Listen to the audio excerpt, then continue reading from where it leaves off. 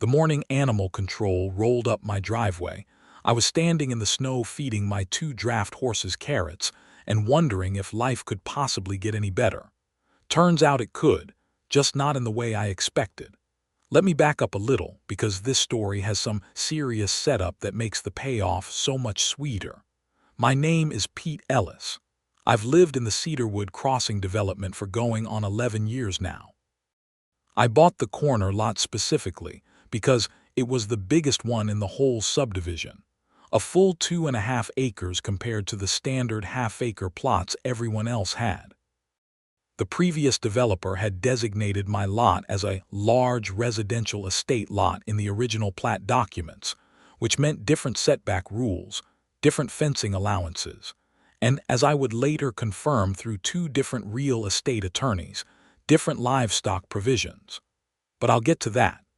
Cedarwood Crossing sits in a semi-rural stretch of western Pennsylvania where the winters are genuinely brutal. We're talking the kind of cold that creeps through your windows no matter how well you weather strip, the kind of snow that hits overnight and leaves you wondering if the world still exists outside your front door.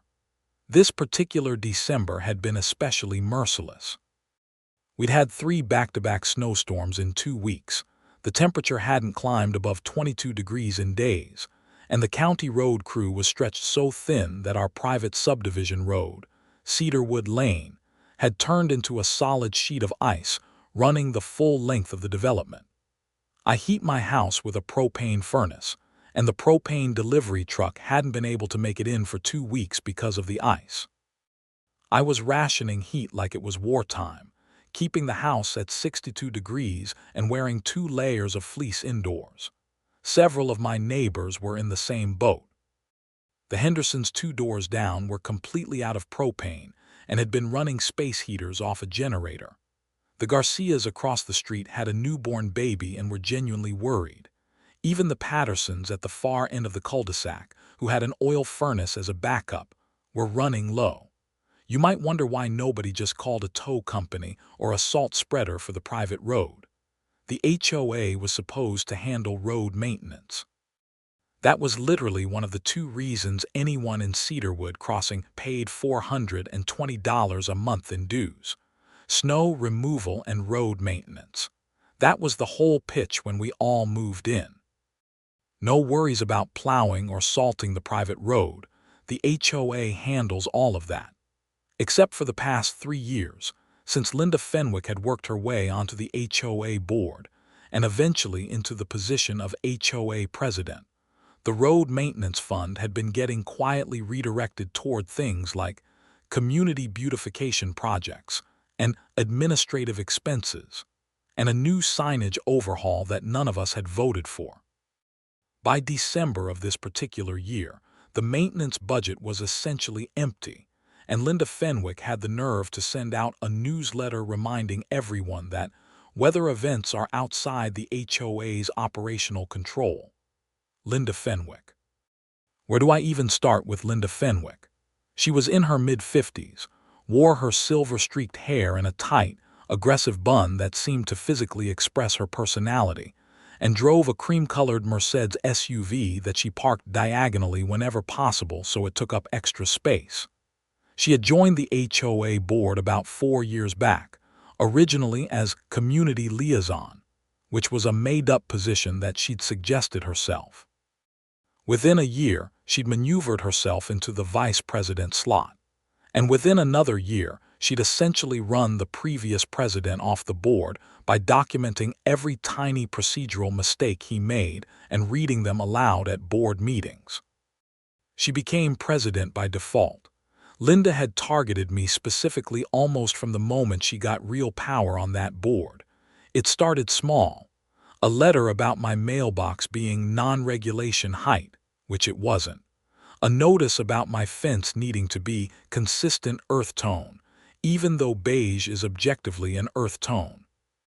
A demand that I remove a fire pit I'd been using for years, citing a rule that turned out to have been added to the HOA bylaws after I'd already installed the fire pit, meaning it couldn't be applied retroactively. I'd pushed back on every single one of these with documentation, and every single time Linda had backed off, but always with that tight little smile that said she was cataloging the loss and planning something bigger. The horses were the something bigger. I'd had Biscuit and Gravy, my 2 Belgian draft horses, for going on 3 years. I'd bought them partly as a hobby, partly because I'd grown up around horses and missed them, and partly because with 2.5 acres and a proper stable I'd built in the back of the property, I genuinely had the space and setup for them. Before I got them, I'd done my homework. I had the county agricultural zoning overlay that applied to large residential estate lots, confirmed in writing by the county planning office. I had a letter from the original developer's successor company confirming the estate lot designation.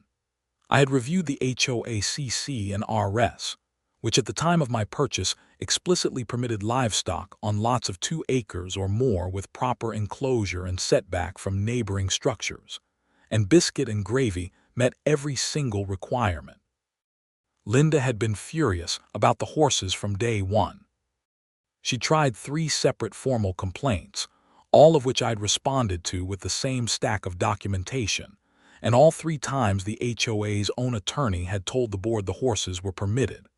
After the 3rd attempt, Linda had apparently decided to try a different angle. Now, here is where the December disaster and the horses converge, because this is genuinely what makes the whole thing so absurd and so perfect at the same time. The ice on Cedarwood Lane had been bad for 2 weeks. The propane situation for several of my neighbors was becoming a genuine safety concern, especially with temperatures forecast to drop into the single digits that coming weekend. I'd been talking with a few of the neighbors, and we all agreed that something needed to happen. The HOA wasn't doing anything. The county road crew couldn't reach us. A salt spreader truck we tried to hire privately had gotten its own truck stuck trying to get into the development and had towed itself out and called it quits. I'd had a sleigh in my barn for 2 years. It was a full-sized, beautiful old farm sleigh I'd bought at an estate auction, the kind with runners and a proper bench seat and room for 4 people if they sat friendly.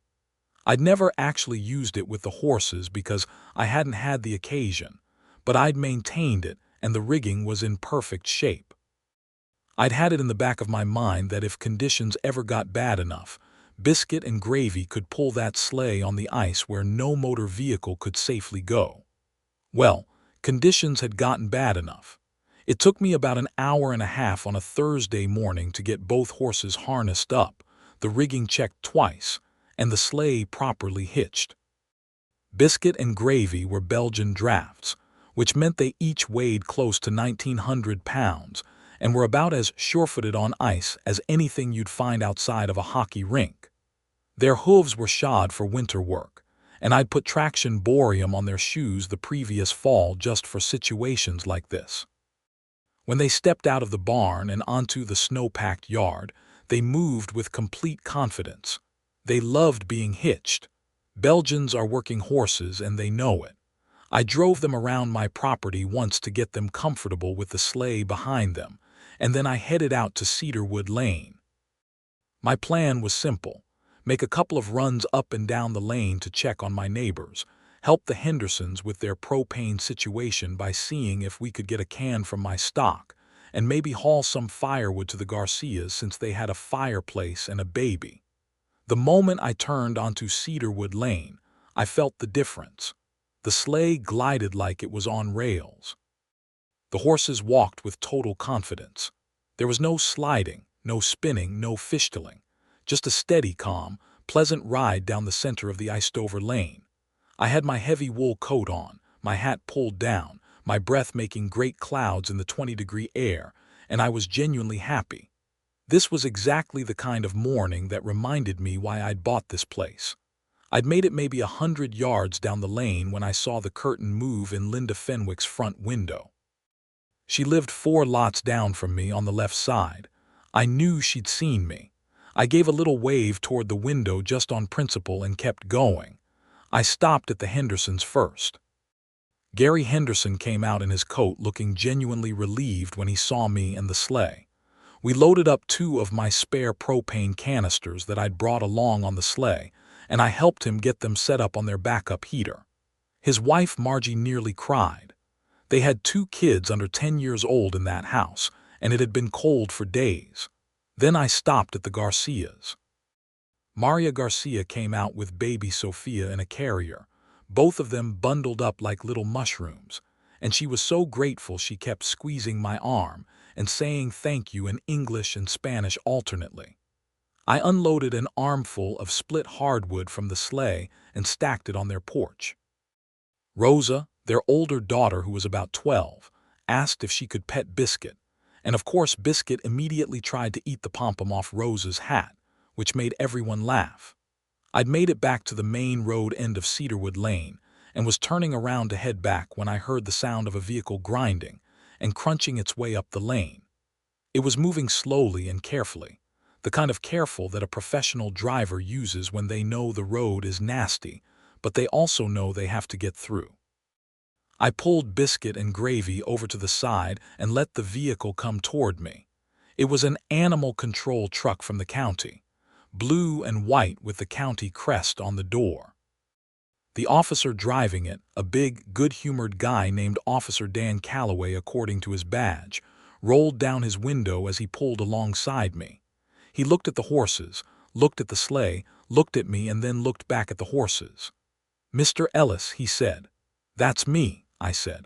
"I got a call about a welfare concern for 2 draft horses being used to pull a heavy vehicle on a public road in hazardous conditions," he said. He was reading from his phone screen, and even as he read it you could tell he thought the complaint was a little thin. "The lane isn't a public road," I said.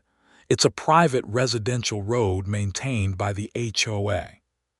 And those horses are in perfect condition, properly shod for winter work, and are handling the ice better than your truck did getting in here." Officer Calloway looked at the horses again. Biscuit turned to look at him with those enormous, gentle brown eyes. Gravy shook his head and blew out a huge breath that turned into a massive cloud of steam in the cold air. "Yeah," Officer Calloway said, "I can see that. You got documentation for the horses, vaccination records, that sort of thing." "In my coat pocket," I said. "I always carried a folded copy of their vet records when I worked them in public." I handed it over. He looked at it for about 15 seconds. "Everything looks good," he said. He handed the papers back. He looked at the sleigh, then back at the horses, and there was something happening in his expression that was not quite professional detachment anymore. It was something closer to a kid looking at a fire truck. He said, and then he laughed a little at himself. "You wouldn't happen to be taking passengers," I grinned. "Climb on up," I said. So that was how Officer Dan Calloway of the County Animal Control Division ended up on the bench seat of my farm sleigh, wrapped in the extra wool blanket I had back there, while Biscuit and Gravy pulled us at a steady walking pace down a snow-covered private road in western Pennsylvania. He had the biggest grin on his face. I gave him the full length of Cedarwood Lane and back, about half a mile round trip. He waved at the Hendersons when we passed them, and Gary waved back from his porch. He waved at Maria Garcia, and she took a picture on her phone. He patted Biscuit on the rump when we got back to his truck and said, honestly, that was one of the best parts of his job in 5 years. Before he left, he filled out his report on the hood of his truck.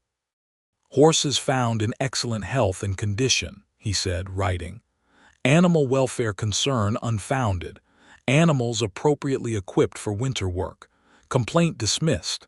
He signed it, tore off a copy, and gave it to me. Then he looked at me with that direct, calm look that experienced officers develop. "Who made the call?" I asked. "I'm not supposed to say," he said. "But I'll tell you that whoever it was described the horses as a public menace creating hazardous road conditions, and said they were clearly suffering from overexertion." He looked at the horses, who were standing completely relaxed, one of them actively trying to eat the top rail of Gary Henderson's fence.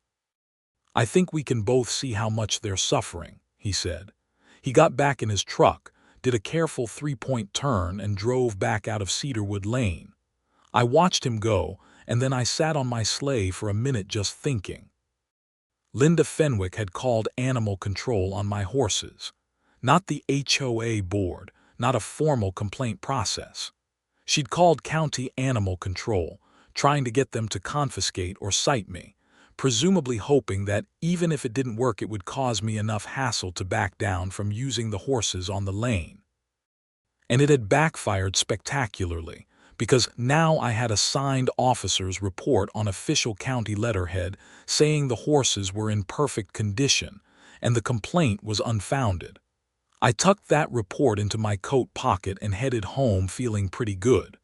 But Linda wasn't done. I should have known she wouldn't be. The next morning I found a formal HOA notice taped to my front door. Not mailed, not slipped in the mailbox, taped to the actual door at some point in the very early morning, which told me Linda had either done it herself in the dark or had paid someone to do it. The notice cited me for operating unpermitted commercial transportation services on HOA property, and creating a public nuisance with livestock in common areas, and violation of Section 12.4 of the HOA CC and RS regarding motorized and non-motorized vehicle traffic on residential lanes. I stood at my front door in my slippers and read the whole thing twice in the cold. There was snow coming down again, light and steady, and it was settling on the paper while I read it. My propane tank was reading 16%, and I could feel the cold trying to work its way through my front door even while I was standing right there. I went inside, made coffee, and called my neighbor Tom Bergstrom, who was an attorney, not a real estate attorney but a smart one who had helped me navigate the HOA stuff before. Tom wasn't home, but his wife said he'd call me back. Then I called Marcus Webb, the one other person on the HOA board who had never fully fallen under Linda's influence. Marcus was a retired engineer who lived at the quiet end of the development and who had been increasingly uncomfortable with what Linda was doing but hadn't wanted to make waves. I'd been building a rapport with Marcus for about a year, ever since I'd helped him clear a tree that had fallen on his fence. Marcus picked up on the second ring. I told him what had happened, the animal control call, Officer Calloway's visit, the signed dismissal report, and now the formal notice on my door. Marcus was quiet for a moment. "Pete," he said, "I want to be honest with you. I didn't know about the animal control call until right now. That wasn't a board decision. Linda didn't bring that to the board." "I know," I said. "And this notice on your door," he said. "She would have had to issue that in her capacity as HOA president, but a violation notice like that, citing you for something this significant, is supposed to be voted on by the full board before it gets issued." "I know that too," I said. "So she issued an official HOA violation notice without a board vote," Marcus said. "Seems like it," I said. Marcus made a sound that was somewhere between a sigh and a low whistle. "I'm going to make some calls," he said. "Don't do anything yet, and Pete, keep that notice.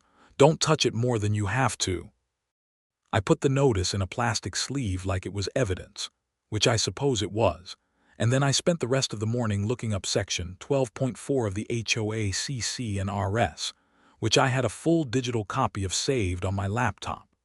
Section 12.4 dealt with vehicle traffic on Cedarwood Lane and required that all vehicles follow a 15-mile-per-hour speed limit and yield to pedestrians and cyclists. It said absolutely nothing about horse-drawn vehicles. There was no prohibition, no permit requirement, nothing. In fact, Section 12.4's definition section defined vehicle as any motorized conveyance, which meant horse-drawn vehicles weren't even covered by the section at all. I printed that out. I printed Officer Calloway's dismissal report.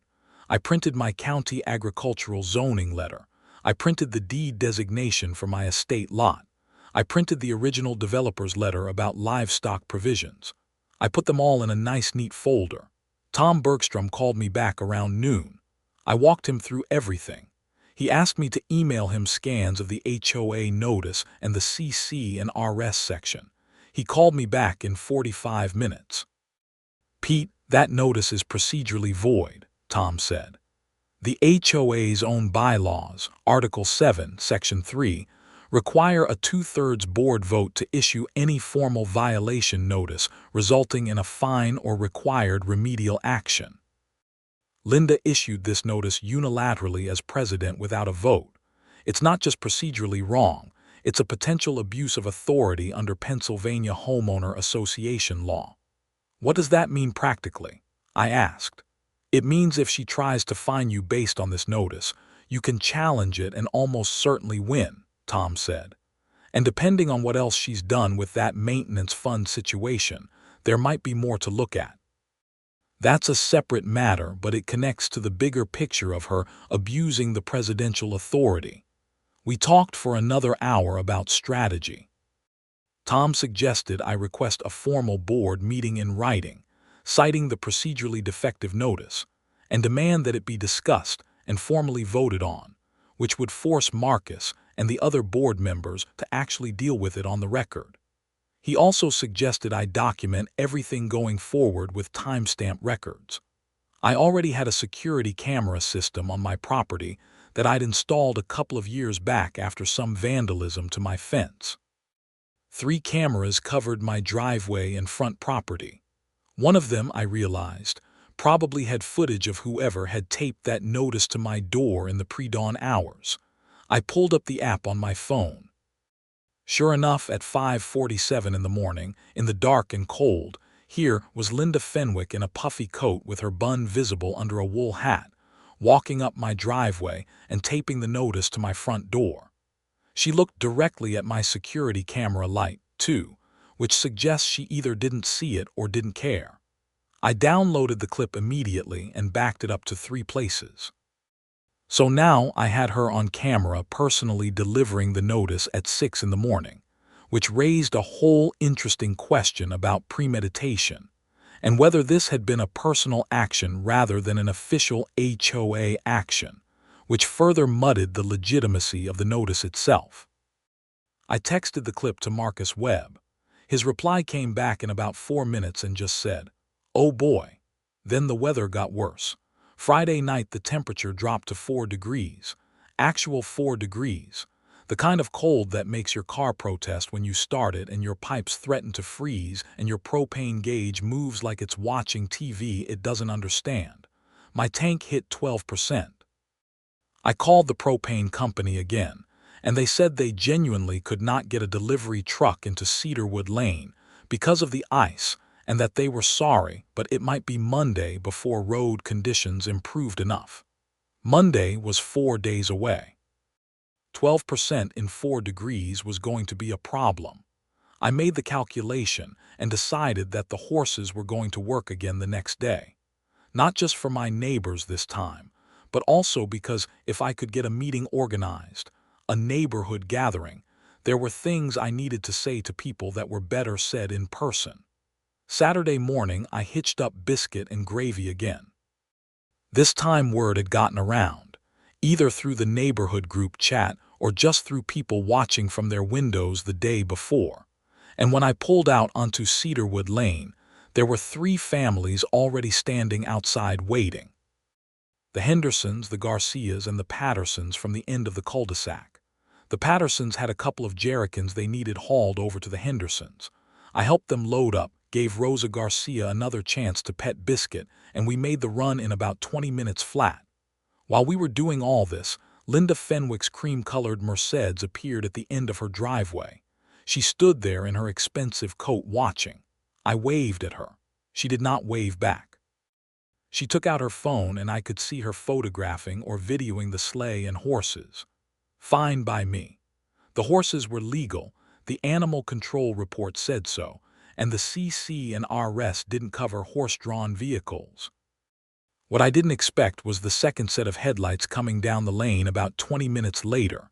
Another county vehicle, this time not animal control. This was a white pickup with the County Property Assessment Office logo on the door. The county assessor's deputy, a young woman named Ashley Park who had the slightly frazzled look of someone who'd been dealing with weather complaints for 2 weeks straight, rolled down her window.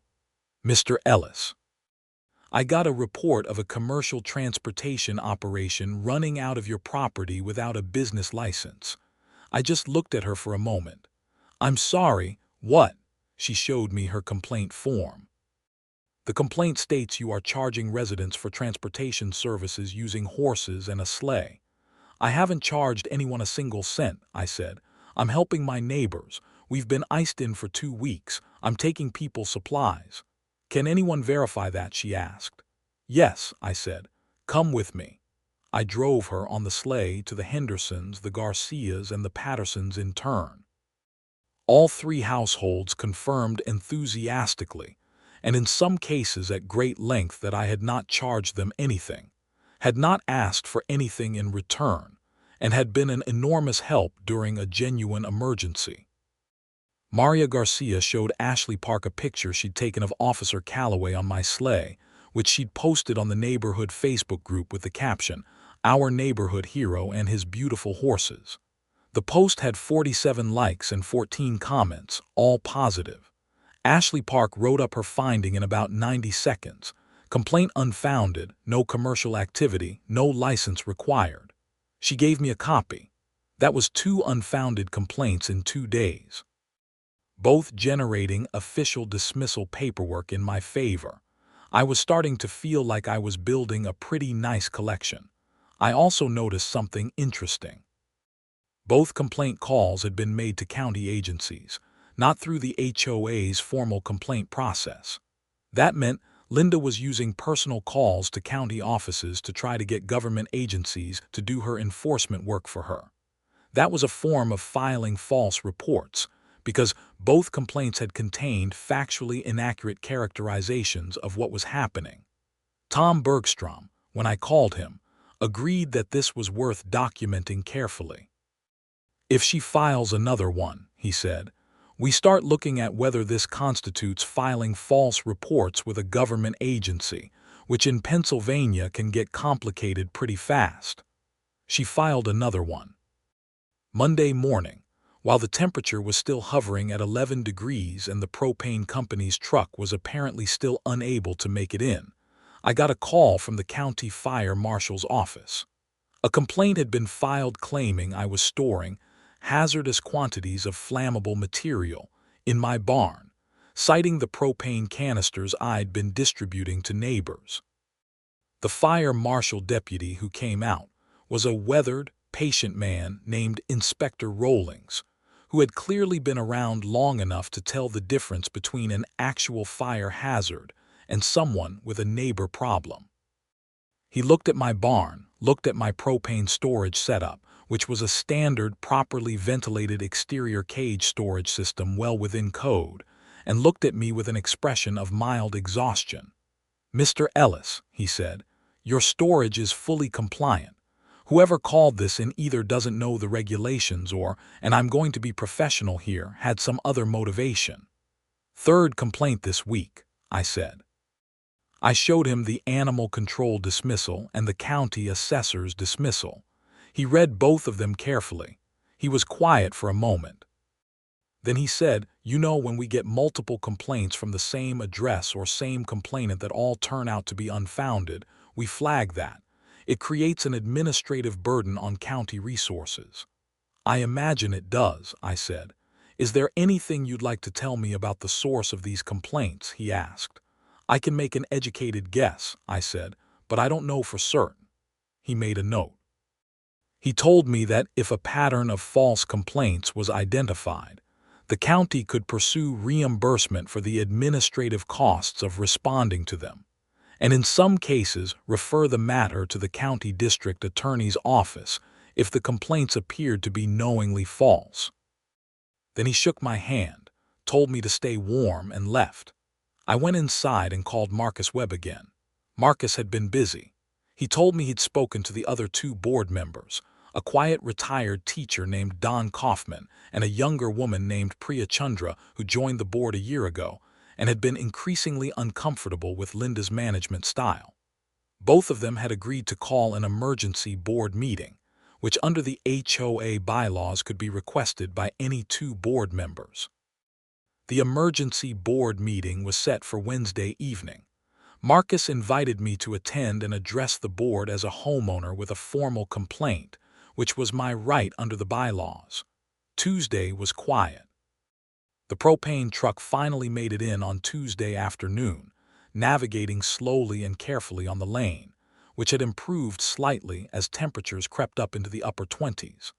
I got my tank refilled, and I heard from Gary Henderson that he'd gotten his main propane hooked up again too.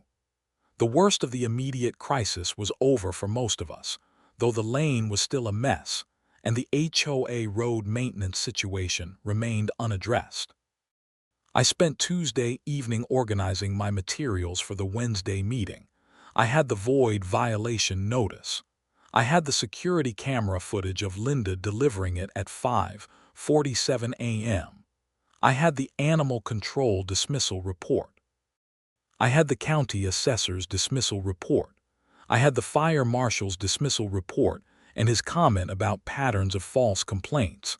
I had Tom Bergstrom's legal memo about the procedural invalidity of the notice. I had a printout of the relevant CC and RS section showing that horse-drawn vehicles weren't covered. I had the documentation of my estate lot designation and agricultural overlay. I had a summary of the road maintenance fund situation that Marcus had quietly helped me put together, showing that the fund had been $47,000 at the start of Linda's presidency and was now at $3,200 despite no major road work having been completed. I also had something else. Maria Garcia had been in the neighborhood Facebook group getting people fired up, and she collected written statements from 11 homeowners documenting their experiences with the road maintenance failure, the icy lane, and the disruption to essential services, including propane delivery during the cold snap. Several of them specifically praised my use of the Sleigh as the reason they'd been able to stay warm and safe during the worst of it. I also called Officer Dan Calloway's direct line at Animal Control. He was cheerful and unsurprised. He confirmed that he'd be willing to provide written documentation of his visit and the unfounded nature of the complaint if needed for a formal proceeding. I thanked him. He asked how Biscuit and Gravy were doing. I told him they were great and eating everything that wasn't nailed down. He laughed. Wednesday evening I drove to the HOA clubhouse. The lane was passable barely, and several other homeowners had decided to show up even though the meeting was technically just a board meeting, not an open session. There were 14 people in that room when I arrived, including the Hendersons, the Garcias minus the baby who was home with Maria's mother, the Pattersons, Tom Bergstrom, and a few other neighbors I recognized. The room smelled like burnt coffee and old carpet, and the heater was making a sound like a sick cat, but everyone was there and everyone looked determined. Linda Fenwick arrived 3 minutes after me. She was in her formal HOA president persona, power blazer, reading glasses on a chain, a folder of documents under her arm. She looked at the assembled neighbors and her jaw tightened, but she sat down at the board table without saying anything. Marcus called the meeting to order. He ran through the agenda quickly. The procedurally void violation notice issued against me, the pattern of county complaints, and the road maintenance fund allocation. He gave the floor to me. I stood up and went through it methodically. I didn't get emotional, didn't get dramatic. I just laid out each document in sequence and explained what it meant. The void notice and why it was void. The security camera footage of Linda delivering it personally at 5:47 a.m. The animal control visit and dismissal. The assessor's visit and dismissal. The fire marshal's visit, dismissal, and his specific comment about patterns of false complaints. Tom Bergstrom's legal analysis. The CC and RS language that plainly showed horse-drawn vehicles were not covered by Section 12.4. The room was very quiet by the time I finished. Then I got to the road maintenance fund. I put the financial summary on the table and walked through it. $47,000 at the start of Linda's presidency. $3,200 today. The road maintenance contractor had been terminated in year 2 of Linda's tenure, replaced by a cheaper vendor who had been paid for 2 seasons, and then quietly dropped from the contract without renewal. The budget line items showed money moving from road maintenance to administrative and operational expenses, a category broad enough to cover almost anything. The ice crisis we'd just been through, the propane delivery problems, the safety issues for families including a newborn, the inability of any service vehicle to access the development for 2 weeks, all of it traced directly back to the maintenance fund being gutted. I had receipts. Marcus had helped me get them through a formal financial records request that any HOA member was entitled to make. The receipts showed the administrative expenses had included things like a significant amount billed for president's operational materials and community representative travel, and most interestingly, 2 hotel stays at a resort in the Pocono Mountains billed in the spring and fall of the previous year. When I put those 2 receipts on the table, the room made a noise that was something between a gasp and a low growl. Linda Fenwick stood up. "Those are legitimate administrative expenses," she said. Her voice was tight and controlled, but her face had gone a color that was not quite its normal shade. "The board approved those expenses." "The board did not approve those expenses," Marcus Webb said, in a voice that was completely flat and completely certain. "I am the treasurer of this board. Those expenditures did not come through me. They were processed directly through the president's discretionary account. The president's discretionary account has appropriate authority for those amounts," Linda said. "The president's discretionary account has authority for expenditures up to $300 per item," Marcus said. "Those hotel receipts are $740 and $920 respectively. Both exceed the discretionary limit. Both should have come to the board for approval." "Neither did." Don Kaufman, the retired teacher, raised his hand almost formally. "I have never seen those receipts before tonight," he said. "I want that on the record." Priya Chandra said the same. Tom Bergstrom from the audience cleared his throat and said, in his attorney voice, "I'd like to note for the assembled homeowners that the unauthorized use of HOA funds for personal expenses can constitute misappropriation of funds, which under Pennsylvania law is a criminal matter when the amount exceeds $500 per incident." The room was extremely quiet. Linda Fenwick looked at Tom. She looked at Marcus. She looked at me. She sat down. The board voted. Marcus, Don, and Priya voted to rescind the violation notice issued against me. They voted to refer the financial records to an independent auditor. They voted to formally report the pattern of county complaints to the county DA's office, on the basis that multiple false reports to county agencies represented a misuse of public resources. They voted to suspend Linda Fenwick from her role as HOA president pending the audit and the DA review, with Marcus stepping in as interim president. Linda gathered her folder. She stood up. She looked around the room. She opened her mouth and then closed it again, and then she walked out. Her heels clicked all the way to the door. The door closed behind her with a solid final sound.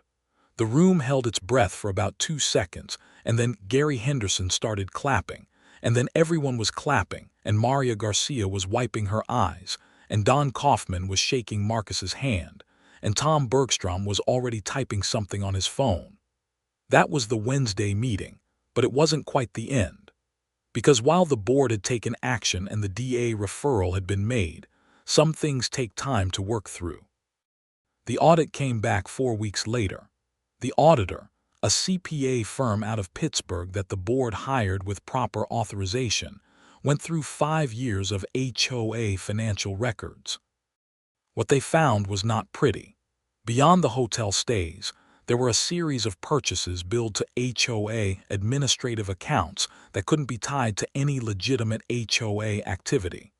A set of outdoor furniture billed as community amenity replacement. A catering bill from what turned out to be a private birthday party. Subscription services that no one on the board had authorized and that appeared to benefit no one in the community. In total, the auditor identified approximately $14,000 in questionable expenditures over 3 years. Not all of it was clearly personal, but enough of it was. The DA's office called me in January to get my formal statement about the 3 county agency complaints. Officer Calloway had already given his statement. The assessor's deputy had given hers. Inspector Rollings had given his. The DA's investigator told me that the pattern of complaints, all originating from Linda Fenwick's home phone and cell phone, all containing factually false descriptions of what was happening, combined with the financial irregularities, added up to a picture they were taking seriously.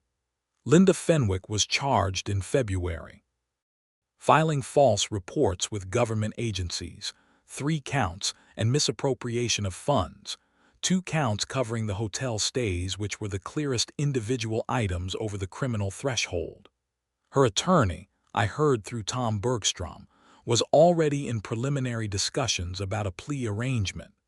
The community didn't have to go through a full trial.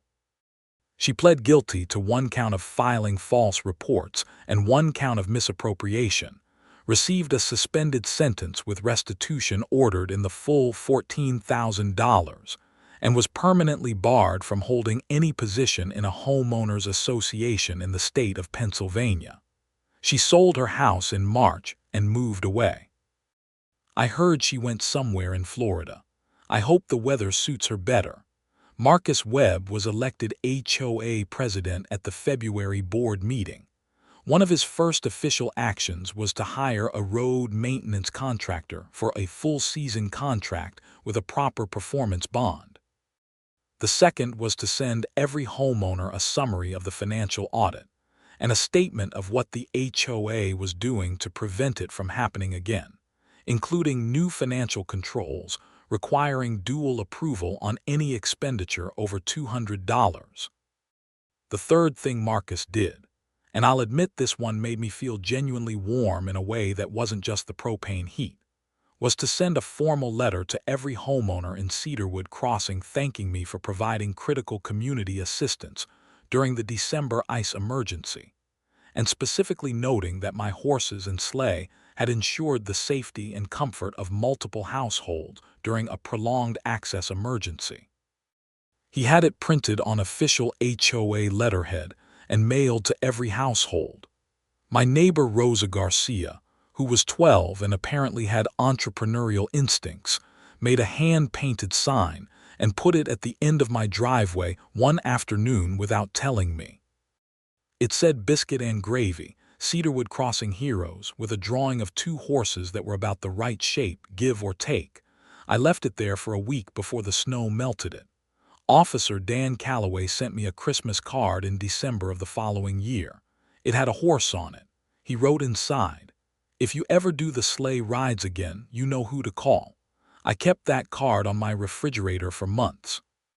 The road in Cedarwood Crossing got properly salted and cleared for the rest of that winter season, thanks to the emergency contract Marcus had managed to activate using the remaining maintenance fund, supplemented by a special assessment that the homeowners voted on and approved without complaint, because everyone understood by then what the alternative looked like.